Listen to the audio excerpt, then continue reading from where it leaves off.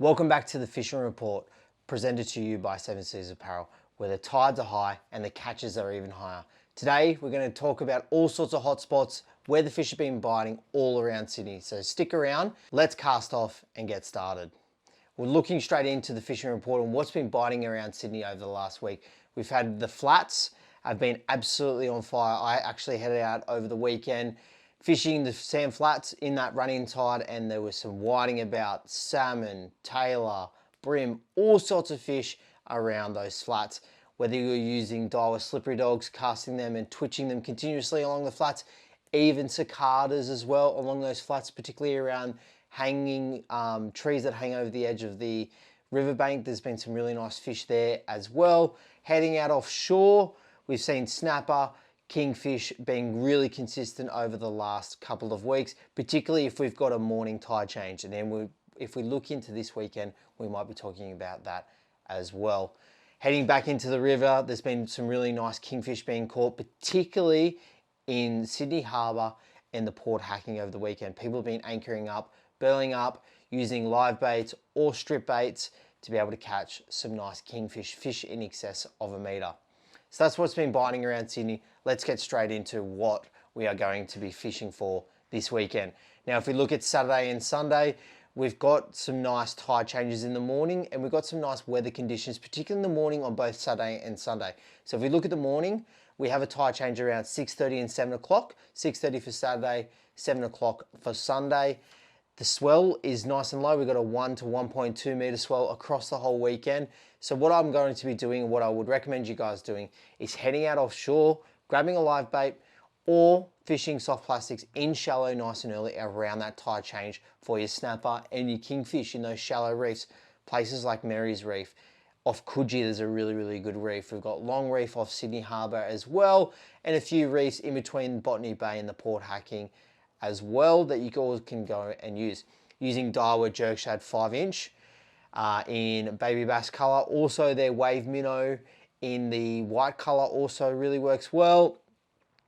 Using 1/4 ounce jig heads and 3/8 ounce. Fishing inside 30 metres. So if you're going out very early, start in that 15-20 metre range, drift along there and then progressively go deeper as the day goes on and fish that tide change. Once that tide change has happened, so around 7:30, 8 o'clock, what I would be doing is grabbing some live bait if you haven't already and slow trolling around the cliffs for some kingfish. There's been some really good kingfish being caught out offshore. South of the Port Hacking, along the cliffs off Marley there, and the cliffs between Botany Bay and the Port Hacking. Heading further north, reefs off Manly, Long Reef as well, and the cliffs outside of the port of Sydney Harbour have also produced some really nice fish. So that's what we should be doing in the morning and what we should be targeting in the morning. Mainly because the tide change that is happening in the morning is a lot less than what's happening in the afternoon. So there's going to be more tide movement in the afternoon than it is in the morning. We've got about a 0.8 difference of a 0.8 of a metre difference in the morning, and then the afternoon we've got about a 1 to 1.1 metre tide difference for that run out tide in the afternoon. Now again, looking at Saturday and Sunday, that run out tide is going to be starting at about 1 o'clock. Our tide changes are in between 12:30 and 1:30 for either day. 12:30 Saturday, Sunday looks about 1:30. What I'm going to be doing, I'm going to give you two amazing options to be able to have a fish, whether it's land-based or heading out offshore in your boat.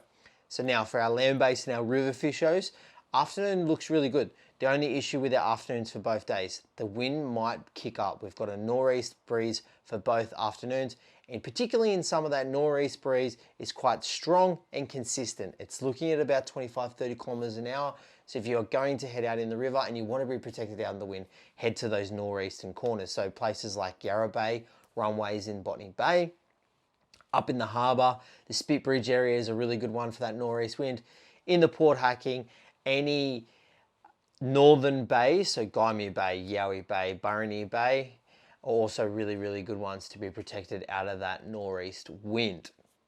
Now, what should we be targeting? We've got a run out tide. So the top end of that run out tide, once it starts running out, again, you can target some fish on surface. You can use surface walkers like the Daiwa Slippery Dog 65F. Also, their 95 and 80F as well could also work, depending on what you're looking for. Fishing the top end of that tide, I'm going to head up on the flats, fish it for a couple of hours using the surface lures.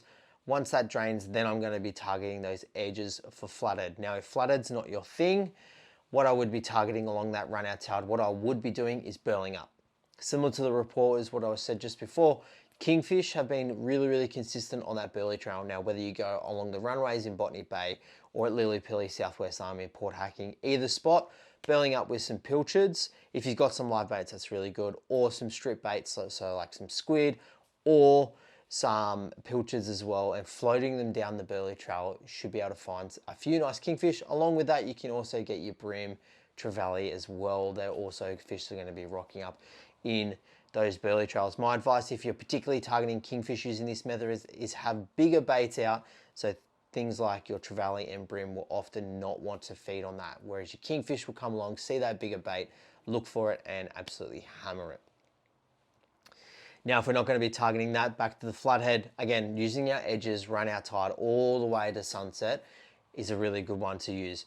We've got a good tide in the afternoon, quite a strong tide. Fishing those edges, hanging in about 3 to 4 meters and casting into 1.5, 2 meters is going to be the key. If you can cast even shallower and work it out into that 3 to 4 meters, that's also a really good one. Good spots for that.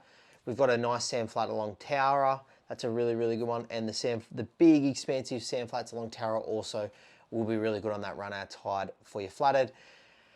Up into the Sydney Harbour region, some few really nice sand flats along Iron Cove and Parramatta River really work well in that run out tide.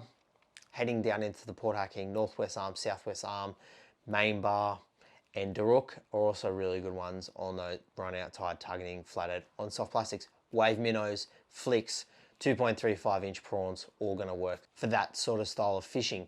Now, if we are going to head out offshore, and again, the swell's down, but the wind might be up. So you got to sort of hedge your bets and maybe go poke your head out around the heads and see if it's worthwhile heading out offshore. If it is, we've got a tide change right around sunset.